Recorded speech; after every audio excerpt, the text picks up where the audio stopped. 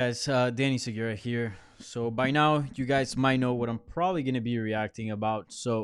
Literally just a few hours ago, it was announced that UFC 249 had been canceled and that the UFC was going to hold off from hosting events indefinitely. Um, the reason why that came about, as you guys may know, the UFC and Dana White has been, very defiant in these times and have just been pushing very hard on hosting these events and MMA media for the most part. Some others have kind of backed them up, but for the most part, a lot of us have raised concerns, rightfully so, and kind of were against this event happening on April 18th, UFC 249. But I guess we do not need to worry about that anymore. UFC 249 has been canceled, and the UFC will hold off on events indefinitely. The reason why it happened is basically, the UFC had everything in place. They had Tachi Palace in California. They had that venue, that casino secured for the fights, and they had already taken certain measures and precautions to hold events in these conditions. But there were still many other questions was it enough, or is there enough precautions being made to host an event, or can there be enough? Because honestly, at this time, everything's so uncertain with the lack of testing and um, the faulty tests that have been going around and all that. And also, this is very much a new situation. But basically, Disney, who owns ESPN, the higher ups gave a call to UFC president Dana White. He revealed this in an interview with Brett Okamoto from ESPN and told them to not have the fights. So they cancel the fights. So that's basically the gist of it. There are other, I guess, information surrounding that situation, but for the most part, that's basically what you need to know as far as the main details. So a lot to unpack here. I feel like the initial reaction from MMA media was relief. If you just look at, at least in my timeline, and I'm sure in other media members as well, and even fans, if you follow a bunch of media members, um, us, and I include myself in it, we were pretty relieved that the event wasn't going on. You just got to look at what's going on outside in the rest of the world and see how much different everything's going on in the UFC.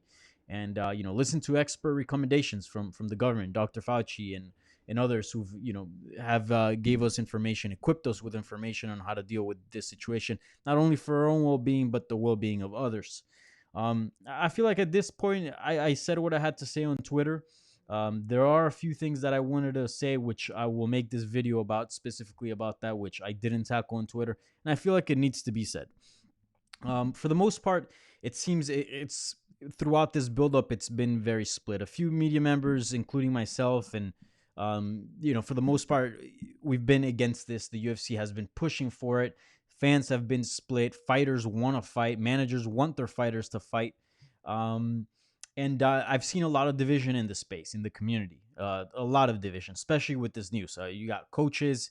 My colleague Dave Doyle posted something on Twitter, and I believe Coach John Kavanagh kind of went after him and said something like, look, it was Dana White's spirits and relentlessness, and his ability to not take no for an answer, and all this, that you have a job and this and that, and all that. And look, I think there's a lot of division right now in the community, but I think we all want the same thing. Fighters want to fight. Managers want their fighters to fight, because that's how managers get paid. That's how fighters get paid, by fighting. The UFC makes money by putting on fights. Media,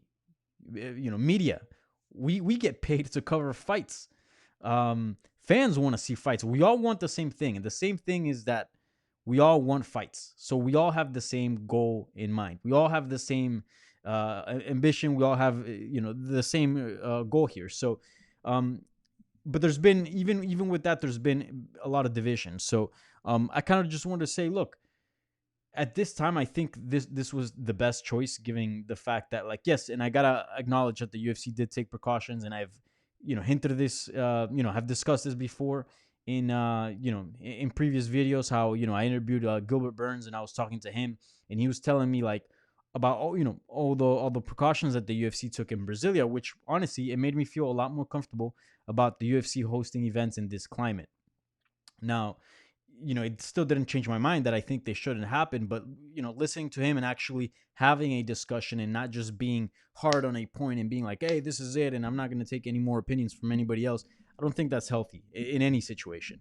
But here we are, and I think we all want the same thing, and I think ultimately it was the right call because look, there's tests there that are not really all that reliable. There's going to be contact, whether it's people with commission members, referees, judges, right? The ring card girl, because Dana White revealed that there was going to be one ring card girl, the Brittany Palmer. PR team, the fighters, the coaches, family members, etc. Like right now, it is not it is not ideal. It is not recommended to gather in big groups, much less getting to a fight and get into contact. Also, something that was discussed at length in the last couple of days. What if a fighter gets injured? I mean, often fighters have to get transported to the hospital. That means exposure to COVID-19 from patients that are at the hospital, or it could require attention from doctors that should be treating people with COVID-19 to deal with an injury or surgery or etc., or any medical need that a fighter needs. So there was just so many issues with having this event specifically on April 18th. But I wanted to tackle a couple of things. One, I want to admire and I want to point out that yes, Dana White's ability to not take no for an answer, moving forward and taking and putting on fights no matter what, that is something to be admired. And to be honest, there's a lot of people that think that media is out against Dana White.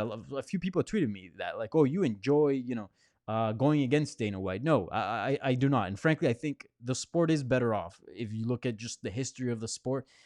Who knows where MMA would be without Dana White and the Fertitta brothers? What they did with the UFC, early on, and what they did to take the sport to a professional sport was obviously very important in MMA history and the history of the entire sport. So yeah, that is something to admire, and I see a lot of fighters and coaches took to Twitter to recognize that by thanking the staff, Dana White, the matchmakers, all that for doing their best to put on the event, and I'm sure they worked hard. I'm absolutely sure they worked hard and passionately to get this going. But although that comes useful in many situations and it is helpful to get the sport of MMA out there, this is just not the time. This is not it. So yes, I appreciate the effort that all the staff from the UFC and Dana White put on, but right now, within these conditions, this is just not the time. And I'm not saying to suspend sports for the rest of the year. I do think there is a path where we can ease our way back into it, but we got to figure that out. I have a friend right now in China, and look, we're not going to get rid of coronavirus anytime soon, and we're not going to develop a vaccine anytime soon, at least to what experts say. It could very well take up to a year, but I don't think we need to lay off the sport for a year. I really don't. I have a friend, as I was just mentioning, in China right now, and they're kind of back to normal. But China, the government is taking certain precautions.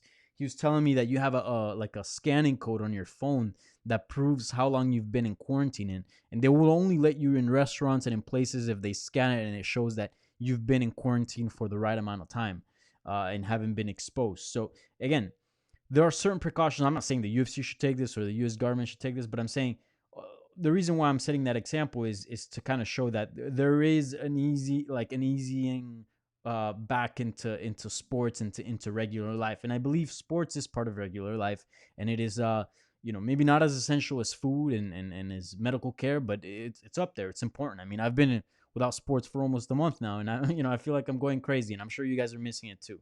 But the point I want to make is, look, we all want the same thing, which is fights. But I think there is a way to make this, go about it safe. If you look at what, for example, a lot of football organizations in Europe are doing, they are campaigning to stay home. The players are putting social campaigns out there. Teams doing that as well to encourage people to stay home. So this is what I wanted to get across. Let's flatten the fuck out of that curve.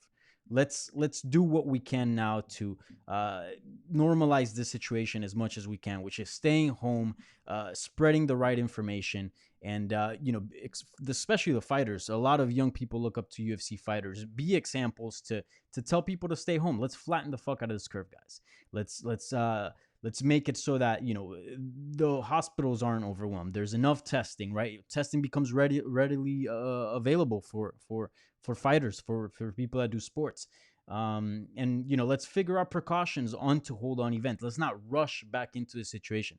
Last thing we want is someone to catch COVID-19 or something like that through the sport of MMA, and then have MMA, uh, get tainted and be seen under a bad light. A lot of people, including Dana White, worked really hard to make the sport somewhat mainstream, right, and become somewhat acceptable and not this barbaric thing.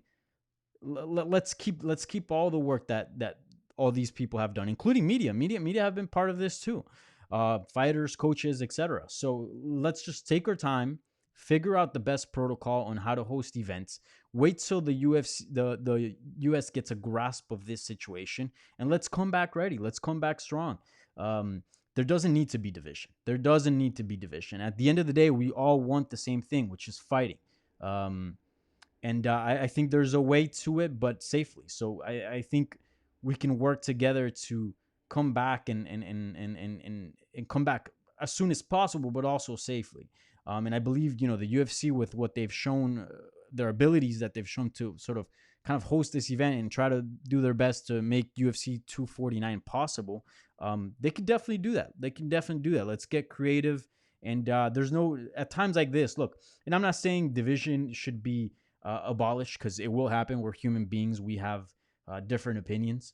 We have different thoughts. And not only that, but, and I'll say this again, I've said this before, my job as a media member, and any media member that's watching this, your job is not to be friends with fighters, is to report the truth and to practice journalism. But in times like these, where where crisis is so bad, and we're literally in a global pandemic, and literally this is, I don't know if people are aware of this. I don't know if you guys are aware of this, but this is a significant moment in history. This is very much like a world war. This is very much like any of the other global events that happens. And it's obviously a very unfortunate one, but we all want the same thing. And I think, let's work together. Obviously not compromise, my integrity as a media member, and just other media members as well, or your integrity as a promoter or as a fighter or a coach and all this other stuff. But right now it's a time for to be together, to flatten the fuck out of this curve, to be good members of society, and to contribute to our society, to our community. And that is passing on the right information, telling people to stay home, telling people to follow the experts, the expert guidelines and tips and advice to get the situation better. And once we get a good grip of this, once the death tolls are lowering down, once the hospitals aren't overwhelmed, once we get a hold of more medical equipment that is needed to treat patients with COVID-19, once we know more about COVID-19 and how to avoid it, then we can return to normal. And that's basically it. I mean, anything I say beyond this point, it just be kind of rehashing all the points that I've made previously. But yeah, let's return as soon as possible, but safely, and let's work together. I've seen a lot of misinformation in MMA about what certain people believe, that this is a hoax and this and that. It's not. It's real. The numbers are real.